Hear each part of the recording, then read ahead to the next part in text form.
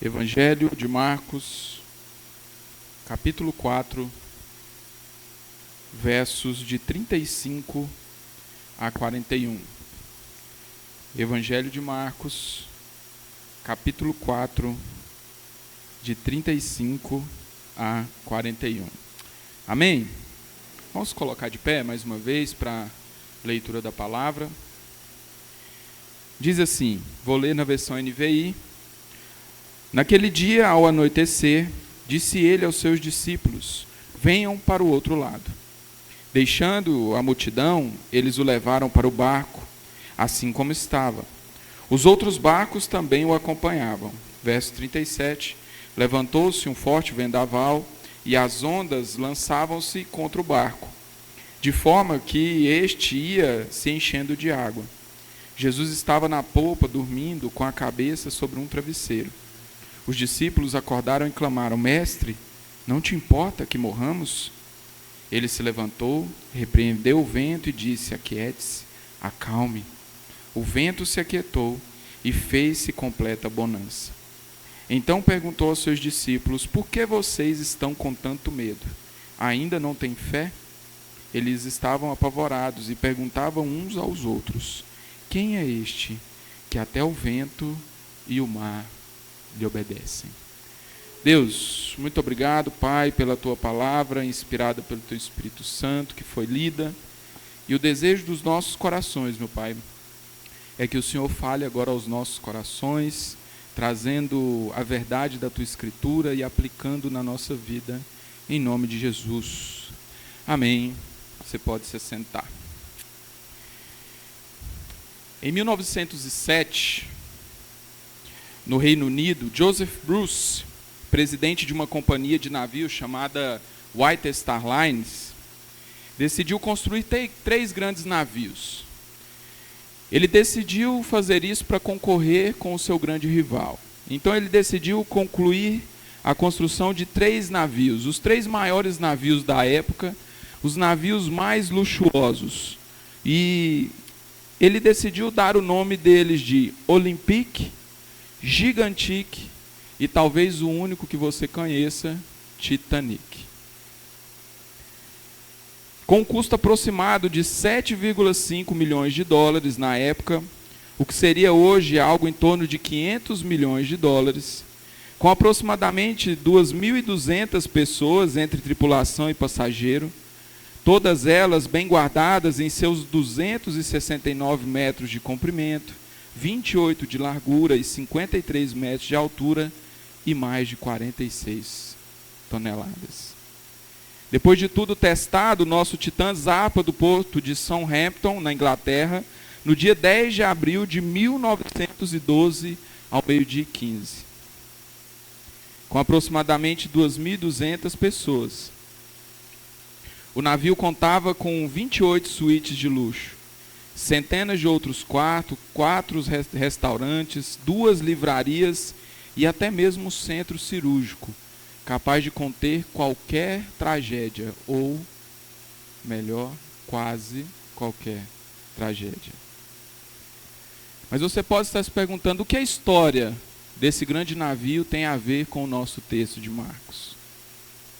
Muito mais do que a história que inspirou o famoso filme, muito mais do que uma história de amor, muito mais do que uma história envolvendo aventuras e desastres, a breve vida desse barco nos ensina muito sobre como somos pequenos e incapazes e como Deus é soberano diante das intempéries que nos assolam nessa vida. Em nosso texto de Marcos que nós lemos, tem 3 personagens que eu queria destacar hoje: as dificuldades, o homem e Jesus. E eu gostaria que nós refletíssemos hoje, porque eu creio que a relação entre eles pode nos ensinar muito a lidar com as dores dessa vida. E eu queria pensar com você hoje sobre o tema: não tema, Jesus tem absoluto domínio sobre aquilo que parece incontrolável. E eu queria te apresentar o primeiro personagem desse texto. São as dificuldades. Acompanhe comigo o verso 35. Diz o seguinte: naquele dia, ao anoitecer, disse ele, Jesus, aos seus discípulos: vamos atravessar para o outro lado. Deixando a multidão, eles o levaram no barco, assim como estava. Outros barcos também o acompanhavam. Levantou-se então um forte vendaval, e as ondas se lançavam sobre o barco, de forma que esse foi se enchendo de água. A bordo do Titanic, meus irmãos, naquele dia, além dos 885 tripulantes que trabalhavam para que tudo fosse bem, também estavam mais de 1.300 passageiros. Divididos entre primeira, segunda e terceira classe, entre ricos, pobres, crianças, adultos, idosos, gente que apenas queria desfrutar da sua infinita riqueza e outros que desejavam apenas atravessar o mar em busca de uma nova oportunidade de vida. Alguns em meio a cabines luxuosas que o seu dinheiro podia comprar, outros no sótão do navio onde podiam estar abrigados. Tudo corria bem. O Titanic já cruzava os continentes, rumo a Nova York há 2 dias, quando por volta de 11h30 da noite, do dia 14 de abril, um céu limpo e calmo, um iceberg é avistado. Os telefones do Titanic começam a tocar, outros barcos ligam, informando que havia alguns icebergs que estavam escondidos por ali. E mesmo com todos os esforços, não foi possível evitar a colisão. O Titanic, então, antes da meia-noite, na noite de 14 de abril, se choca com o iceberg. E eu te pergunto, por que todas aquelas pessoas, por que gente tão diferente, estão postas no mesmo cenário? Haveria, então, pessoas boas e ruins de padecerem juntas? Haveriam os ricos e os pobres de sofrerem da mesma tragédia? Por quê? Algo tão catastrófico. Por que uma tragédia tão cruel acometeu pessoas tão diferentes? E o nosso texto nos dá pelo menos 2 bons motivos para isso. O primeiro motivo que eu queria pensar com você sobre as dificuldades é que elas fazem parte da vida. Sim, meus irmãos, as dificuldades da vida não são castigos específicos por pecados específicos. Note que eu disse castigo e não consequência. A consequência de um pecado é algo que por algumas vezes nós somos livrados. Algo que por algumas vezes o Senhor se compadece de nós e nos livra. Mas nem sempre. Eu estou falando de castigos específicos por pecados específicos. Eu não estou falando do ladrão que morreu em uma troca de tiro após um assalto. Eu não estou falando do adúltero que perdeu o seu casamento após ser descoberta toda a sua face. Eu não estou falando de alguém que em pecado arriscou a sua vida e acabou padecendo. O que eu estou dizendo aos irmãos é que as dificuldades fazem parte da nossa vida. Elas não são pecados que o Senhor lança sobre nós para nos castigar por algo muito específico. Você não está gripado porque disse um palavrão. Você não se machucou porque faltou ao culto. Você não perdeu o emprego porque não foi fiel enquanto dizimava. Essas coisas acontecem porque elas fazem parte da nossa vida. Salomão, escrevendo no capítulo 3 de Eclesiastes, ele disse algo sobre isso. Ele faz uma lista extensa de coisas que fazem parte dessa vida. E se você ler o texto, você vai ver que existe no texto de Salomão, assim como na minha e na sua vida, coisas boas e coisas ruins. Salomão vai dizer que há tempo de sorrir, mas também há tempo de chorar. Salomão vai dizer que há tempo de abraçar, mas também há tempo de se afastar. Há tempo de morrer, há tempo de sofrer, há tempo de chorar.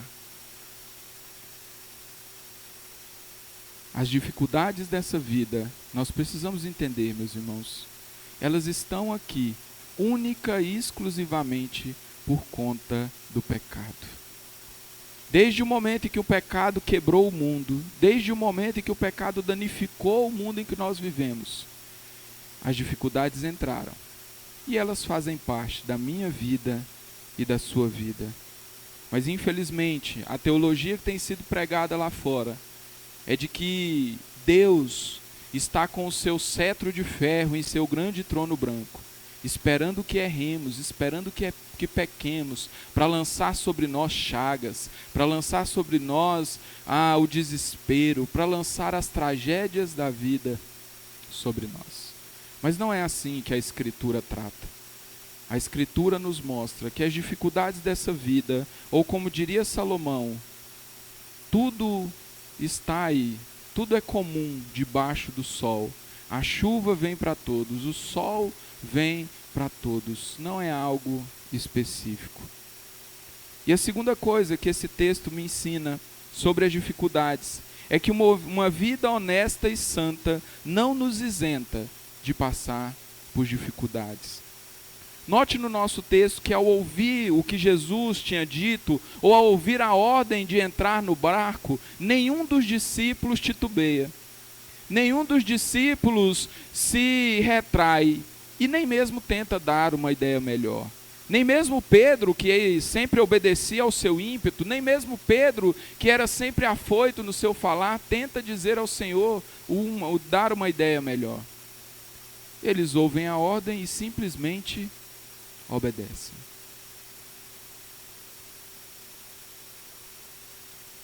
Obedecer a Deus, meus irmãos, não nos dá um carnê, não nos dá uma armadura de ferro que vai fazer com que as dificuldades não nos alcancem. Obedecer a Deus não é garantia de uma vida tranquila. Os discípulos, inclusive, só estão no meio da tempestade porque obedeceram. Se algum dos discípulos tivesse dito, Senhor, o Senhor pode ir na frente, eu não vou nesse barco, não acho uma boa ideia, esse homem não teria sido acometido por essa dificuldade. Mas a obediência levou os discípulos a estarem em meio àquilo, àquela dificuldade. Por quê? Uma vida santa e honesta, uma vida devota diante do Senhor, não quer dizer isenção de dificuldades. O Senhor Jesus nos disse isso. João escrevendo, ele disse que Jesus, em sua oração, orando pelos discípulos, mas também orando por nós, ele disse que no mundo nós teríamos aflições, mas que nós deveríamos ter bom ânimo, porque ele já havia vencido o mundo.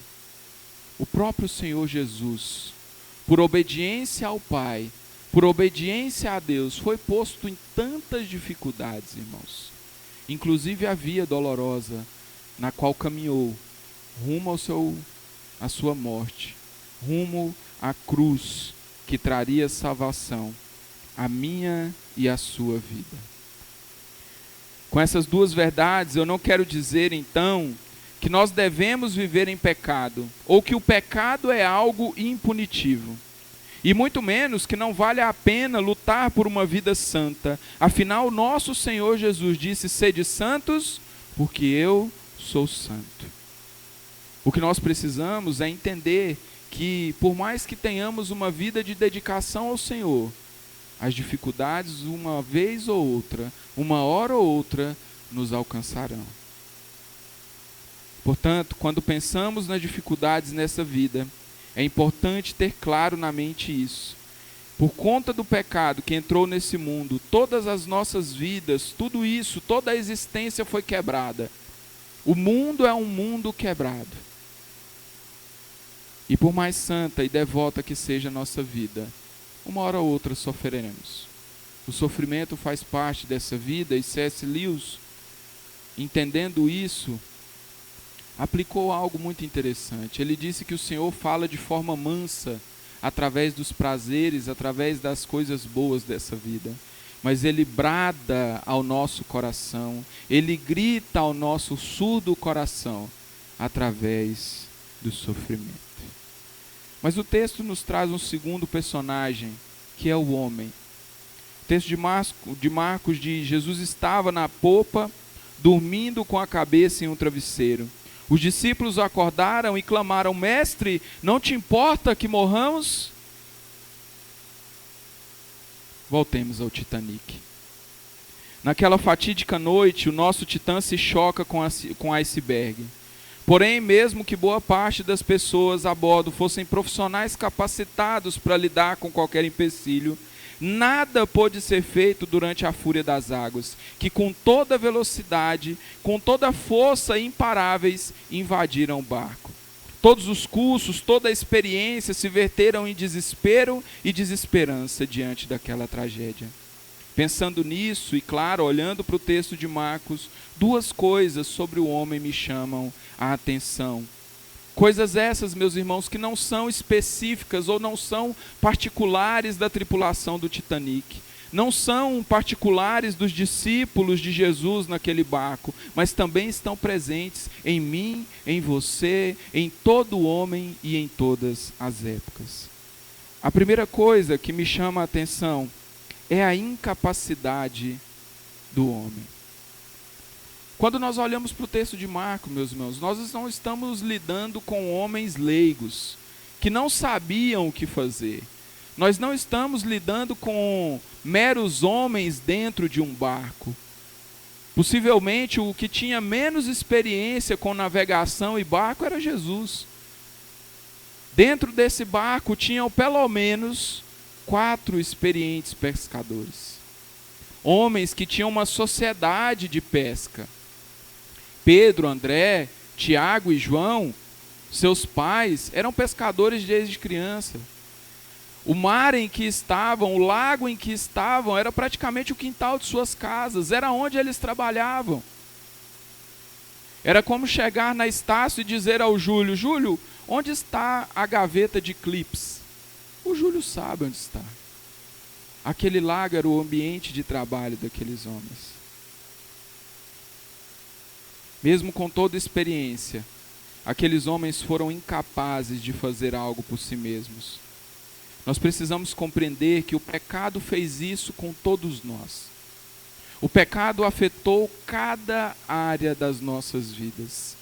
E hoje, por mais que nos achemos capazes, por mais que nos preparemos e por mais que estudemos, nós somos meros seres incapazes de fazer qualquer coisa por nós mesmos, meus irmãos. Eu fico imaginando, quando eu leio alguns textos, eu gosto de me colocar dentro da cena e imaginar um pouco do que estava acontecendo. E quem sabe Pedro, Tiago, João e André dissessem aos outros: acalme-se, a gente sabe o que fazer. Estiquem as cordas, baixem as velas, ou recolham as velas, joguem fora o peso, e nada daquilo dava resultado. Ali, o orgulho daqueles homens, assim como o meu e o seu todos os dias, foi quebrado. Ali eles se viram incapazes. Paulo vai dizer em Romanos 3, 10 em diante, que não há ninguém que faça o bem. Não há ninguém que tenha buscado a Deus.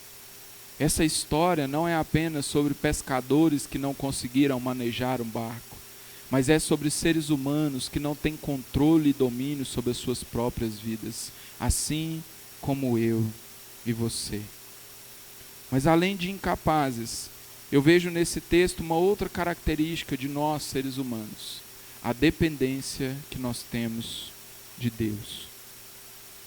Como vimos, o homem é um ser incapaz e, sendo assim, se torna automaticamente dependente de algo ou alguém. Vemos isso no texto, e que quando se esgotaram as tentativas daqueles homens, a primeira atitude que eles têm é de recorrer a Jesus. E eu acho um tanto quanto engraçado isso no texto, irmãos. Como eu bem disse, nós tínhamos 4, ou pelo menos 4 pescadores experientes, que não foram capazes de manejar bem o barco. E quando se viram dependentes de alguém, eles precisam recorrer ao carpinteiro. Jesus, de forma profissional, provavelmente não entendia nada de barco e de navegação. Ele era carpinteiro. Mas quando a esperança se esvai, quando os nossos esforços parecem não produzir mais nada, nós precisamos fazer como os discípulos fizeram. E eles correram até Jesus, que dormia tranquilo. Acordaram Jesus em meio ao seu desespero e disseram: Senhor, não te importa que morramos? Não te importa que padeçamos? E isso nos mostra como nós somos dependentes. Os discípulos, naquele momento, eu e você, olhe para as nossas vidas. A criança que chora para que a mãe o amamente, o marido que grita desesperado do banheiro: meu bem, traz a toalha. O idoso que em algum momento da vida já não encontra forças para fazer coisas que eram outrora fáceis, e ele fazia sozinho. O ser humano nesse mundo caído é um ser dependente. E penso que seja por isso e por outros motivos também que o Senhor Jesus e Deus instituíram a sua igreja. Quando eu olho para Gênesis e Deus diz: não é bom que o homem esteja só, eu não vejo que Deus está falando apenas de casamento, mas está falando de um ser social, um ser que precisa de outros para estar junto, porque nós somos dependentes. E essa dependência, meus irmãos, ela precisa ser entendida em última instância, ou no seu grau mais elevado, como uma dependência divina. Assim como os discípulos, meus irmãos, nós somos completamente dependentes de Jesus.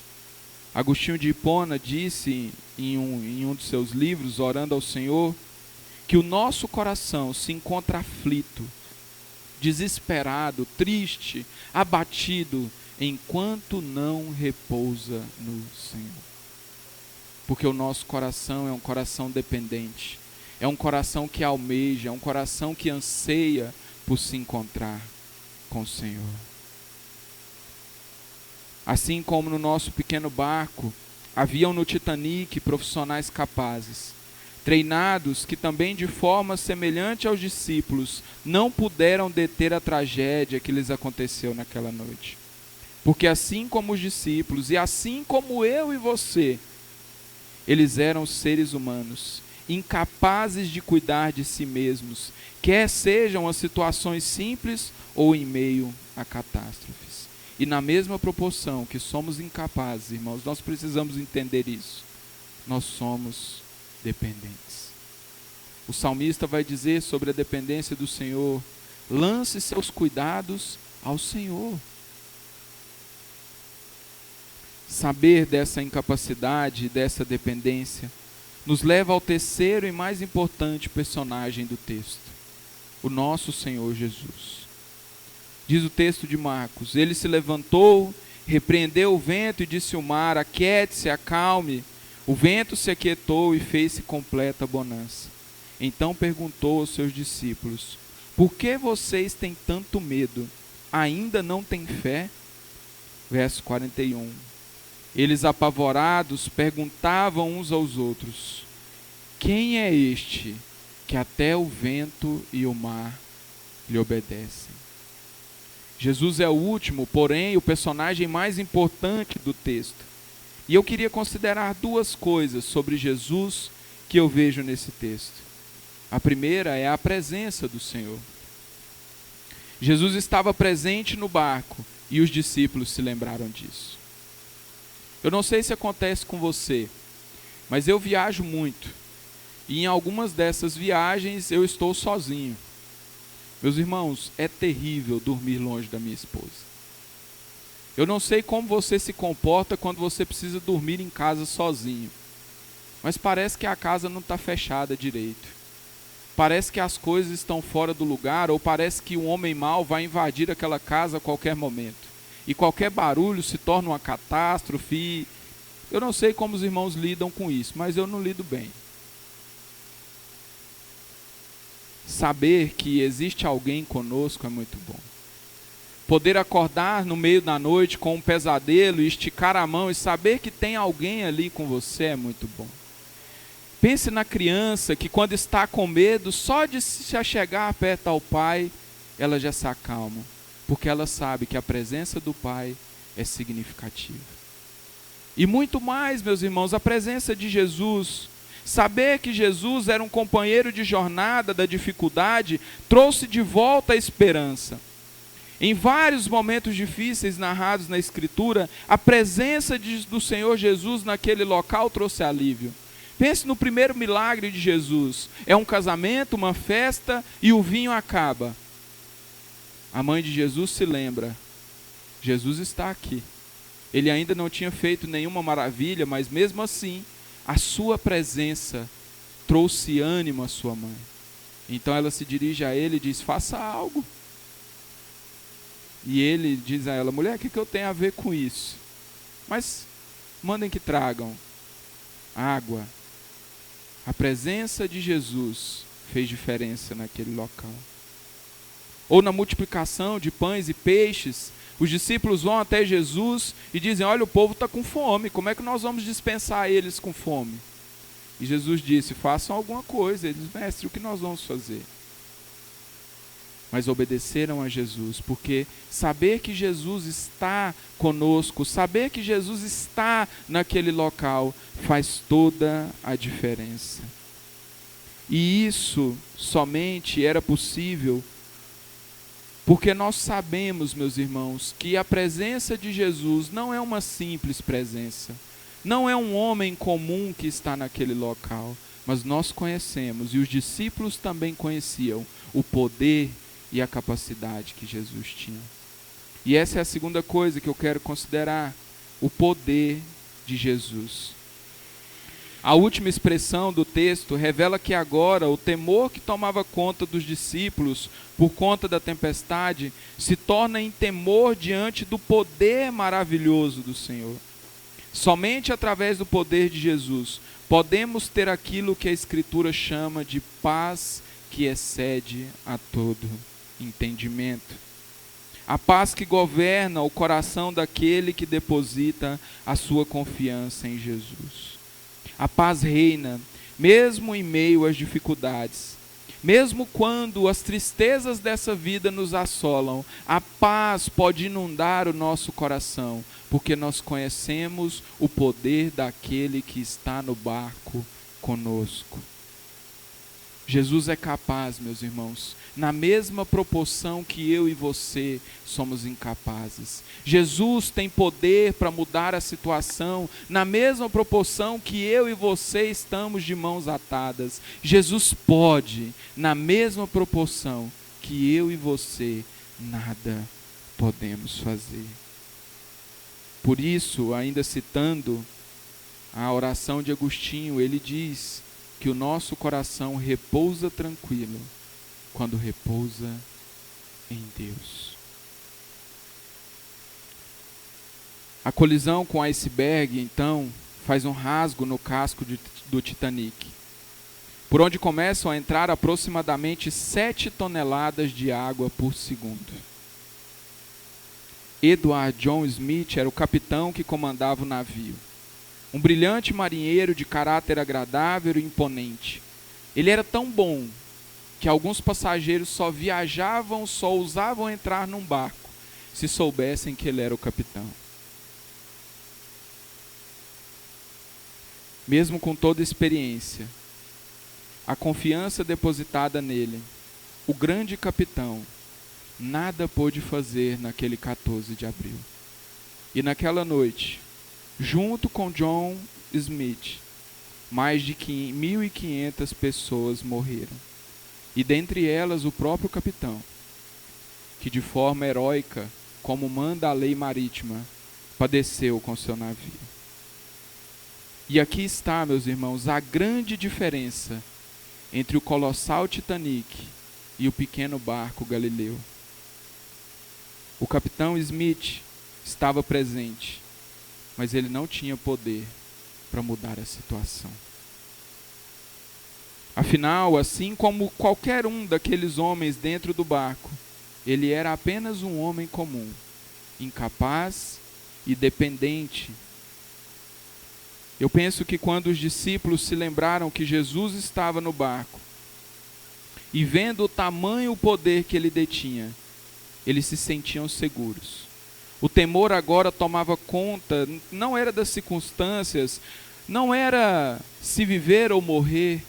O temor que agora tomava conta daqueles corações era um temor de adoração, um temor de louvor, um temor de dependência, de se render aos pés e ao poder de Jesus. Irmãos, glória a Deus. Glória a Deus. Jesus disse que nós teríamos aflições, mas Ele disse que nós nos alegrássemos. Ele disse que nós nos mantivéssemos com ânimo em alta, porque Ele já tinha vencido as aflições do mundo. Jesus, no final de Mateus, Ele dá à sua igreja uma grande missão. Algo que quando nós estudamos, quando nós olhamos para aquele texto, parece difícil demais, parece desafiador. Mas no final do texto, Ele nos dá ânimo, porque Ele diz: eis que estarei com vocês todos os dias, até a consumação dos séculos.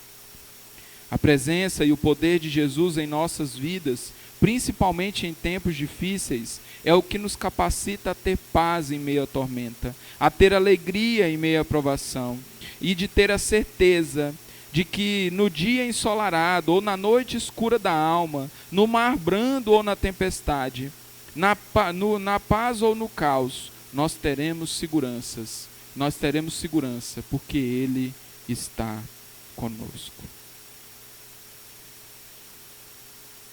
O capitão daquele barco nada pôde fazer, meus irmãos. E você pode assistir o filme e ver que tantas pessoas padeceram. Mas a boa notícia para mim e para você é que o capitão do nosso barco não é um homem comum. Não é alguém incapaz, mas é alguém capaz de dizer ao mar, ao vento, às dificuldades e às tormentas dessa vida: aquiete-se, acalme. É alguém capaz de fazer a paz reinar de volta em nossos corações. É alguém capaz de fazer a alma inquieta ter paz, a paz que excede todo entendimento. O capitão Smith nada pôde fazer. E junto de mais 1.500 pessoas se perdeu e padeceu. Mas no barco de nossas vidas, Jesus é o capitão, muito maior que qualquer outro, muito maior do que tudo que há em toda a criação, inclusive o mal que nos atinge. E quando crendo nele, depositamos nossa fé nele, podemos descansar, certos de que as tempestades virão, certos de que as ondas atacarão o nosso barco, mas que jamais padeceremos. Porque o capitão que comanda o nosso navio já venceu a morte no Calvário. O Titanic não chegou ao seu destino. O Titanic não concluiu o seu percurso. Mas nós, meus irmãos, chegaremos ao final. Nós romperemos por toda essa vida e chegaremos ao porto final da eternidade junto ao Senhor. O nosso barco não se chocará, ou por mais que se choque com icebergs durante essa vida, romperá por além do Rio Azul e chegará na grande nova Jerusalém edificada pelo Senhor, onde habitaremos com Ele, meus irmãos, não só por alguns dias, não só por algumas horas, mas pelos séculos dos séculos dos séculos. Porque eu creio e confio que a promessa feita pelo Pai a Jesus se cumprirá. E o Pai disse que nenhuma das ovelhas, ou nenhum dos passageiros dados a navegar com Jesus em nova vida, se perderá pelo caminho. Por isso, eu quero te encorajar hoje. Não tema, não tema. Jesus tem absoluto domínio sobre aquilo que nos parece incontrolável. E eu queria te dar 3 conselhos ou 3 aplicações práticas do que você pode fazer com isso. A primeira aplicação é creia. Creia. Se você ainda não depositou a sua fé em Jesus, não se demore. Se você está aqui nessa noite e ainda não creu em Jesus, ainda não depositou a sua vida, toda a sua confiança, a sua alma e a sua eternidade em Jesus, creia nele. Não se demore, não adie essa decisão. Por conta da demora no resgate, muitos daqueles que estavam no Titanic se perderam. Mas a salvação bate à porta da sua alma hoje. A salvação está sendo anunciada, está sendo oferecida a você hoje. Deposite sua fé em Jesus.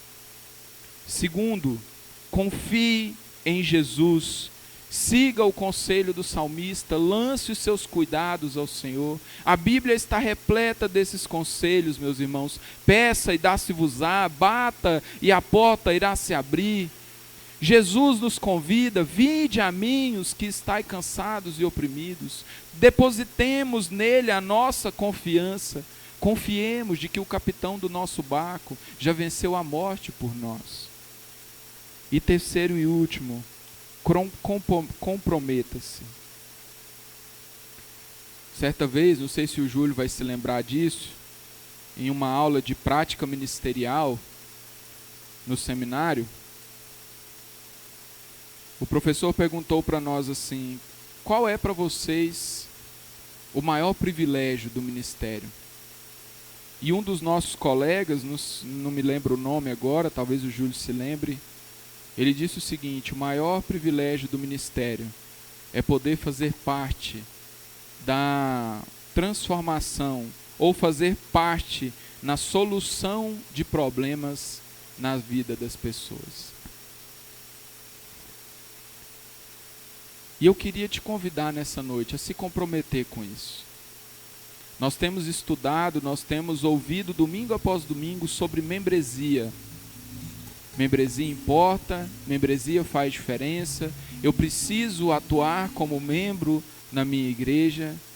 E aqui está uma parcela daquilo que você pode fazer como membro dessa igreja.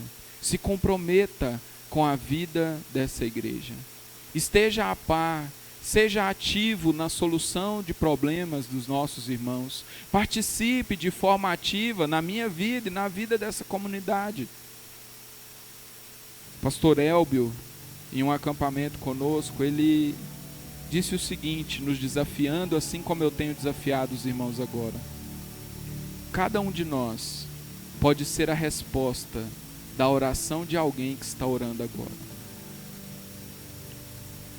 Várias pessoas estão orando neste momento, meus irmãos, padecendo, porque precisam de ajuda, porque precisam de um conselho, de um colo. E eu e você podemos ser usados por Deus como resposta de oração a essas pessoas. Por isso, creia no Senhor, confie em Jesus e comprometa-se com a sua igreja, comprometa-se com aquilo que Jesus tem feito na sua vida. Vamos orar mais uma vez?